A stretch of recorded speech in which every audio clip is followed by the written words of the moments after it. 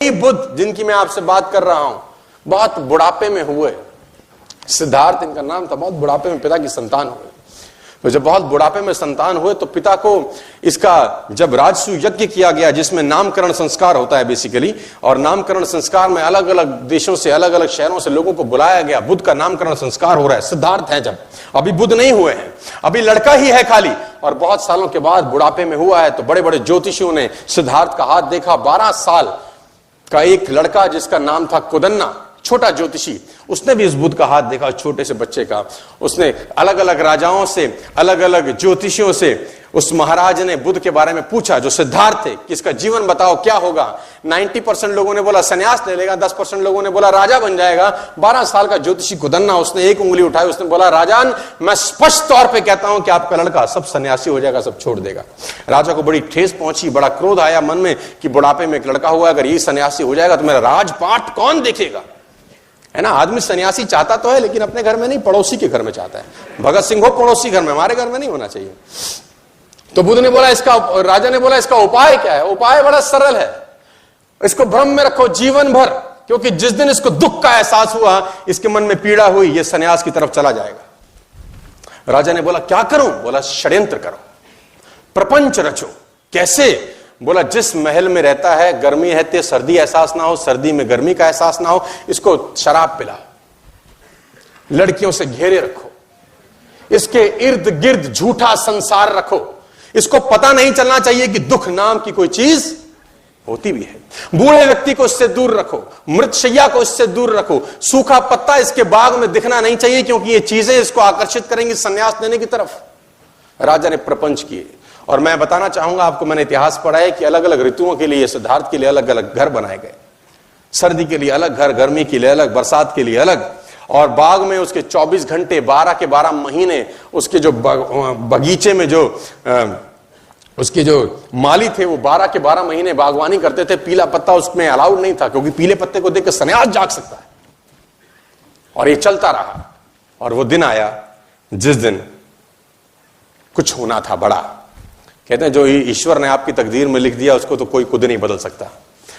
सिद्धार्थ को एक युवक महोत्सव में भाग लेने जाना था। उस युवक महोत्सव का उद्घाटन युवराज ही करते थे। डुंडी पीटी गई, मुनादी कराई गई पूरे शहर के अंदर कि जिस रास्ते से सिद्धार्थ निकले, खबरदार कोई बूढ़ा व्यक्ति नजर नहीं आना चाहिए, खबरदार कोई साधु ना दिखे, खबरदार कोई मृत्युशैया वहां से ना गुजरे। और पूरे के पूरे रास्ते से पीले पत्ते हटाए गए, हरे हरे बाग, ताकि बुद्ध को वो सब वैसे का वैसा लगे जैसे वो अपने महल में देखा करते थे।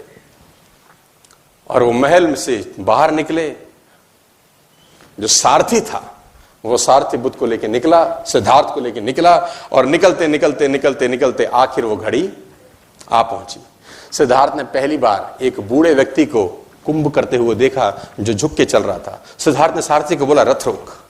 सारथी ने बोला महाराज क्या हुआ। बोले ये झुक के क्यों चलता है, क्या तकलीफ होगी इसको, क्योंकि पहली बार उसने बुढ़ापा देखा। सिद्धार्थ ने आज तक तो सब हष्ट पुष्ट लड़के लोग देखे थे। सिद्धार्थ ने बोला ये झुक के क्यों चल रहा है। सारथी बोला महाराज मुझे आज्ञा नहीं है कि मैं संदर्भ में आपसे एक शब्द भी कहूं। सिद्धार्थ ने बोला मैं आज्ञा देता हूं, तेरी गर्दन उड़ा दी जाएगी, तो तुरंत बता ये झुक के क्यों चल रहा है। सारथी ने बोला महाराज ये बूढ़ा हो गया है, ये बुढ़ापा है। सिद्धार्थ बोला वो होता क्या है। बोला ये जवानी के बाद की एक अवस्था होती है, आप अभी जवान हैं, कुछ समय के बाद आप भी। सिद्धार्थ ने बोला मैं भी बूढ़ा हो जाऊंगा। उसने बोला सबको होना होता है। रथ आगे बढ़ा और सिद्धार्थ ने फाइनली एक मृत्यु शैया देखी। कुछ लोग एक बॉडी को ले जा रहे थे। सिद्धार्थ ने बोला रथ रोक, इस आदमी को बांध के क्यों ले जा रहे हैं, इसको क्या हो गया है। तो उसने बोला महाराज ये मर चुका है। बोला ये क्या होता है। बोला ये बुढ़ापे के बाद की अवस्था है। बोला एक दिन क्या मैं भी मर जाऊंगा। सारथी ने बोला जो आया है सो जाएगा, राजा रंक फकीर, जो आएगा वो जाएगा। रथ आगे गुजरा तो सिद्धार्थ ने फाइनली वो लास्ट में वो देखा जो उसको देखने के लिए मनाही थी। सिद्धार्थ ने अपनी आंखों से एक सन्यासी को गेरुए वस्त्र धारण किए चलते देखा। तो सिद्धार्थ ने सारथी से बोला इसने इस रंग के कपड़े क्यों पहने हैं। अब तक तो सिद्धार्थ ने वो राजसी ठाट बाट देखे थे, ये गेरुए वस्त्र में आदमी कहां जा रहा है और ये कौन है। तो बोला महाराज ये सन्यासी है, इसने सब छोड़ दिया क्योंकि जिंदगी में दुख है, तकलीफ है, क्लेश है। सिद्धार्थ ने बोला रथ रोक, लौटा ले। कहते हैं कि सिद्धार्थ उस युवक महोत्सव में भाग लेने नहीं गए और आधे रास्ते से ही लौट के वापस आ गए और उसी रात सिद्धार्थ ने गृह त्याग कर दिया। उसी रात को वो सब छोड़ के चले गए। एक चीज बदली सिद्धार्थ के जीवन में, और वो था विचार। 12 बरस के बाद लौटे, बुद्ध होके लौटे, तेज उनके चेहरे पे था। घर का किवाड़ खटखटाया, यशोधरा ने दरवाजा खोला। छोटा सा बच्चा था जब 12 बरस पहले सिद्धार्थ गए थे। यशोधरा ने पहले तो खूब गालियां दी कि तुम मुझे बता के नहीं जा सकते थे, मुझे पूछ के नहीं जा सकते थे।